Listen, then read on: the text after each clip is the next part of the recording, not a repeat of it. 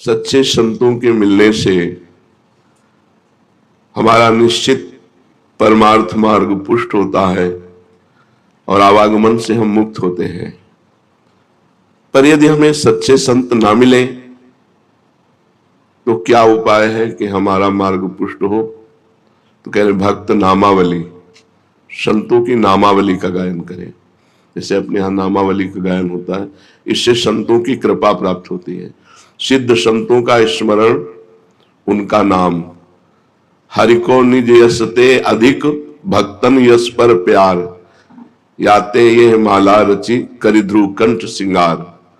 भक्तन की नामावली जो करी है चितलाए, ताके भक्ति बढ़े घनी अरु हरि होए सहाय। अजहो सोच विचार के गहि भक्तन पद ओट, हरि कृपालु सब पाछली क्षमि है तेरी खोट। आज भी सोच विचार लो कि तुम्हारे में क्या सामर्थ्य है। यदि भक्तों का चरण आश्रय ले लिया तो भगवान तुम्हारी सारी गलतियां माफ कर देंगे और आपकी भक्ति घनीभूत हो जाएगी। काम क्रोध आदि का प्रवेश नहीं होगा भक्ति में, यदि रोज भक्त नामावली का गायन स्मरण पूर्वक किया जाए। मन कहीं और है ऐसे गा नहीं, ध्यान पूर्वक एक एक भक्त का स्मरण करते हुए यदि भक्त नामावली का गान हो तो सच्चे संतों के मिलन जैसा ही कार्य वो कर देंगे। आजकल लोग प्रायः संत महात्माओं की निंदा करते हैं। इसका कारण क्या है? जो विषयासक्त हैं, जो कामनाग्रस्त हैं, जो अज्ञान विमोहित हैं, वो अपनी मंद बुद्धि की कसौटी पर संतों को कसा करते हैं। उनकी मंद बुद्धि होती है, वो अपनी बुद्धि के अनुसार वो संतों और महापुरुषों को पहचानने के लिए सामर्थ्य है नहीं, इसलिए वो बाहरी बातों को लेकर के संत महात्माओं पर दोषारोपण करने लगते हैं और उनकी निंदा करते हैं और अश्रद्धा करके अपना पतन कर लेते हैं। जहां किसी संत महापुरुष की निंदा हुई तो अश्रद्धा हुई, तहां हमारा पतन हो जाता है। संतों को पहचानने के लिए परम पवित्र निरहंकार रहित भगवत बुद्धि चाहिए। और भगवत बुद्धि जब हो जाएगी तो खुद आप संत हो गए तो सब आपको संत नजर आएंगे। जब तक खुद संत नहीं हुए तब तक संत को पहचानना बहुत कठिन है। संत सेवा का प्रधान साधना क्या है? कैसे माने कि हमारी ये संत सेवा बन गई? तो संतों के बताए हुए मार्ग पर चलना ही सर्वश्रेष्ठ संत सेवा है। उत्साह के साथ, विश्वास के साथ जो संत भगवान ने आदेश कर दिया बस वैसे हम चलें, यही सबसे आज्ञा सम्न सुसाहिब सेवा। अगर हम अपने गुरुजनों की, संत महापुरुषों की आज्ञा का पालन करते हैं तो हमारी संत सेवा हो रही है। अब वो आज्ञा वो जो दे दे, आप सोहनी लगाओ, आप पोछा लगाओ, आप आरती करो, आप पाठ करो, आप नाम जप करो, आप अमुक, जो प्रभु आज्ञा जेहिका जस आई, सो ते भांति रहे सुख लाई। स्वामी की जैसी आज्ञा हो उसमें ननुनच न करते हुए उनकी आज्ञा का पालन करने से ही भगवत प्राप्ति हो जाएगी, संत सेवा बन जाएगी, उनकी आज्ञा का पालन करना। संत महापुरुषों के विचारों, उनके भावों, उनके उपदेशों को समझना चाहिए और उसी का पालन करना चाहिए। वो जो विचार अपने प्रकट करते हैं, भाव प्रकट करते हैं, उपदेश देते हैं, उसका पालन करना सबसे बड़ी सेवा है। अगर ये सेवा नहीं हो रही तो भोजन दे दिया, वस्त्र दे दिया और भी, ये कोई खास सेवा नहीं। उनकी आज्ञा का उल्लंघन कर दिया और उनको रबड़ी पवा रहे हो तो सच्चे संतों को ये अच्छा नहीं लगेगा। आप कुछ और नहीं कर रहे, बस उनकी जो आज्ञा है उसी आज्ञा पे चल रहे हैं, इतने में ही वो प्रसन्न हो जाएंगे। क्या सच्चे संत में श्रद्धा होने पर ही उनके संपर्क से लाभ होगा? पहली बात तो सच्चे संत का मिलना बड़ा दुर्लभ है। गीता में भगवान कहते हैं वासुदेवाश्रमित सा महात्मा सुदुर्लभा। जो पूरे जगत में भगवान वासुदेव को देख रहा है वो महात्मा बड़ा दुर्लभ है। अब बड़ी खींचतानी समाज में चलती है। कोई किसी संप्रदाय के संत की खींचातानी कर रहा है, कोई किसी की कर रहा है, कोई किसी की कर रहा है, और उनकी जिनकी खींचातानी की जा रही उनके पक्ष की उनकी कर रहे हैं। अब दोनों की सुन के लगता है सत्य कौन है? सा महात्मा सुदुर्लभा, जो सब जगह एक भगवान को देखता है। ये ऐचा घसीटी, एक दूसरे की निंदा, कलयुग का बहुत बड़ा प्रभाव बढ़ रहा है। किसी भी प्राणी के अंदर यदि एक बात आ गई कि वो परमात्मा सर्वत्र विराजमान है और वो भजन कर रहा है, तो वासुदेवा सर्वमित सा महात्मा, भगवान उसको महात्मा कहते हैं, सा महात्मा सुदुर्लभा। किसी संत का अनादर किसी संत की वाणी के द्वारा मुझे तो समझ में नहीं आता। भगवान ने संत की परिभाषा बताई है, सा महात्मा, वो महात्मा है जो वासुदेवा सर्वमिति।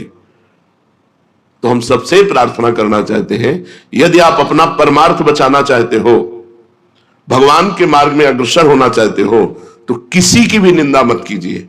किसी की भी निंदा अगर करोगे तो आपका परमार्थ रुक जाएगा, आपका परमार्थ रुक जाएगा।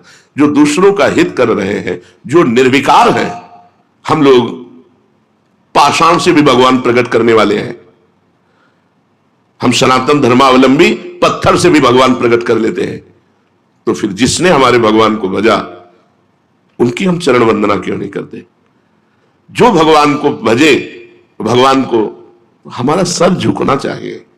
हम ये नहीं कहते कि तुम वहां जाओ, लेकिन उनका नाम आते ही आदर के सहित हम निंदा किसी, एक बार कोई राम बोले तो तुलसीदास जी कहते हैं, तुलसी जाके मुख से धो क्यों निकसत राम, ताके पग की पग तली मोरे तन की चाम। और वो राम को भजकर राममय हो गए। आप क्या समझते हो? थोड़ा सा आप धार्मिक बुद्धि को अध्यात्म में जोड़िए। अध्यात्म का तात्पर्य सर्वत्र विराजमान परमात्मा में एकाकार बुद्धि, तो आपको समझ में आ जाएगा। अरे क्रूर पापी में भी भगवान देखना है, फिर जो भगवानमय हो गए हैं उनकी निंदा स्तुति। तो ये जो संतों की निंदा करते हैं, ये अपनी मानसिकता को दिखाते हैं।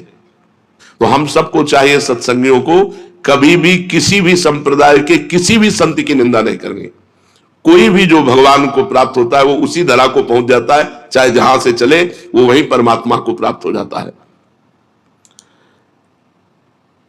जो सच्चे संत हैं, तो तुम्हारी श्रद्धा हो या ना हो, उनका प्रभाव बदल देगा। और अगर कहीं श्रद्धा कर लो तो बहुत जल्दी काम बन जाएगा। पर श्रद्धा ना करने से, जैसे आप सोए हुए हो, सूर्य उदय हो गया है पर आपको भान नहीं है, पर जब आंख खुलेगी तब आपको सूर्य का प्रकाश दिखाई देगा। ऐसे सच्चा संत मिल गया है पर आपका परिवर्तन नहीं होगा।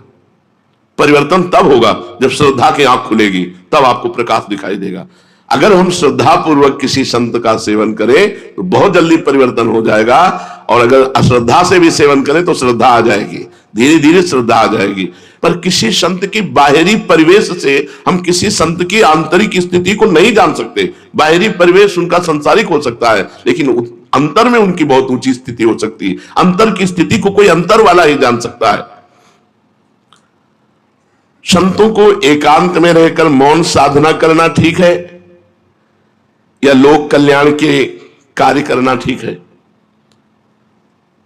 एक महात्मा परम सिद्ध शक्ति संपन्न एकांत में रहता है, लेकिन वहीं से जगत का मंगल करता है।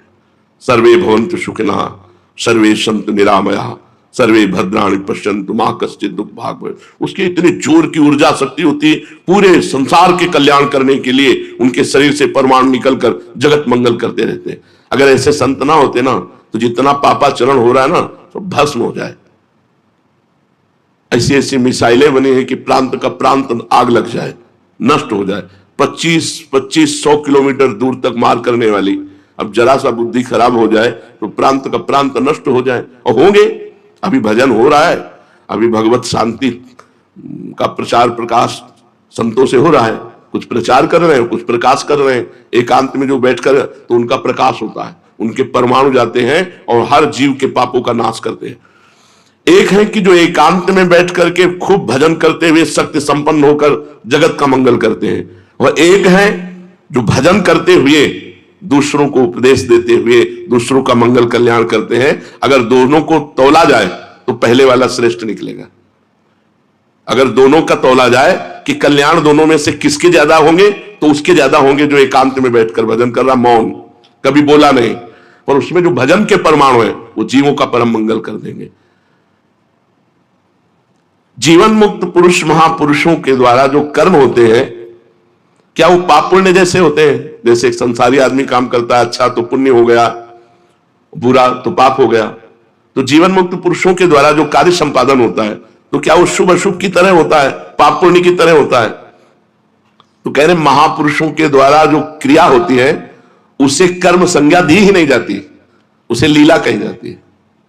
लीला है, वो गंगा स्नान कर रहे हैं तो उनकी लीला है, और नाली में स्नान कर रहे हैं तो उनकी लीला है, उसको कर्म संज्ञा नहीं दी जाती। जहां कर्ता ही नहीं बचा, अहंकार ही नष्ट हो गया, तो अब वो पूरे विश्व को भंडारा करा रहे तो कोई पुण्य नहीं, और उसके द्वारा कुछ लीलाएं हो रही तो कोई पाप नहीं। वो पाप और पुण्य दोनों से बड़े। अब अच्छा हो रहा है तो उसकी प्रशंसा करेंगे संसारिक, और अगर उनकी बुद्धि के खिलाफ हो रहा है तो उनकी अवहेलना करेंगे। जो सिद्ध संत होते हैं, देखो इसी में परीक्षित जी को संशय हो गया था कि धर्म के लिए भगवान ने अवतार लिया, रात्रि में एकांत में गोपिकाओं को बुला करके रास करना, ये क्या धर्म के विरुद्ध नहीं हुआ? परीक्षित जी के इसी प्रश्न से रास का विश्राम कर दिया कि ये तो, जबकि परीक्षित जी लोक संग्रह के लिए प्रश्न, तब उन्होंने कहा कि जो भगवान शंकर जैसे है, वो विष का पान किया, दूसरा पान करे तो मर जाएगा, ऐसे जो महापुरुष है वो जो कर रहे हैं वो हमें नहीं करना, वो जो उपदेश कर रहे हैं और उपदेश से जो उनके आचरण मिले वो करना है, क्या नहीं करना। वो महापुरुष है, उनकी लीला है, वो क्या कर रहे हैं। तो क्या महापुरुषों के द्वारा पापाचरण भी होता है क्या? ये तो साधनावस्था में ही छूट गया था, तो सिद्धावस्था में कैसे हो सकता है? तुम्हारी मति गति के परे की लीला हो सकती है। जैसे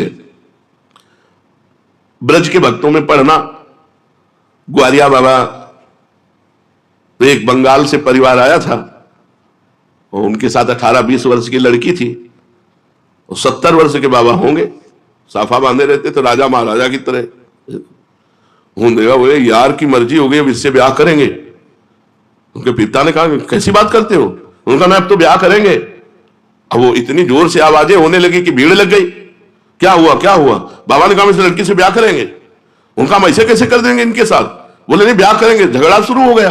पिता ने कहा वो पिंड बचाना मुश्किल हो गया। बाबा ने कहा अगर ब्याह नहीं करोगे तो चिता लगाकर भस्म हो जाऊंगा। उसने कहा तुम मर भले जाओ, हमारा क्या बिगड़ रहा है, हम ब्याह नहीं करेंगे। तुम ऐसा थोड़ी अपनी बेटी का ब्याह कर देंगे। बाबा ने चिता लगा ली। ब्रजवासियों ने कहा हाथ जोड़ के कहता हूं तुम हां कह दो, अगर ब्याह कर लेंगे तो जो कहोगे वो हम हार जाएंगे। बिल्कुल नहीं होगा ब्याह, तुम हां केवल कह दो। उसको बहुत समझाया, बंगाल से आया था। तो उसने कहा बाबा ब्याह कर लो, हम राजी हो गए। बोले अच्छा चलो चिता में नहीं बैठेंगे। यार की मर्जी नहीं है, नहीं ब्याह नहीं करेंगे तो चल दी। अब आप बताओ क्या सोचोगे आप? तो सिद्ध पुरुषों की कुछ ऐसी लीलाएं होती है जिनको समझ पाना बहुत कठिन होता है, बहुत कठिन होता है। हम तो बस उनके चरणों में नमस्कार करें कि उनके प्रति कहीं अपराध न बन जाए। तो संतों की कुछ ऐसी क्रियाएं होती हैं जो हमारी मानवीय धरा से ऊपर होती है, वो बालवत होती है, बिल्कुल निष्पाप होती है, निष्कलंक होती है। ऐसा नहीं है कि कहीं पाप कर्म बन जाए, पर उनकी क्रियाएं ऐसी होती है जो करता नहीं है, वो भगवान की एक वृत्ति जैसी उदय होती है। वो हमने देखा है। ऐसे सिद्ध महापुरुषों के दर्शन में गंगा किनारे एक से एक, उनको मस्त राम कहते थे। कोई उनसे चारा कटवा रहा है, कोई उनसे पिसना पिसवा रहा है, कोई मसाला पिसवा रहा है। एक बहुत पढ़ी लिखी प्रवीण थी, उसने देखा कि ब्रह्मबोध संपन्न महापुरुष है। वो मतलब कपड़ा लत्ता भी धो देते थे। बाबा मस्तराम कपड़ा, बच्चों जैसा उनका स्वभाव। वो मिले तो आप ऐसा लगेगा कि हजारों बार मिल चुके हैं।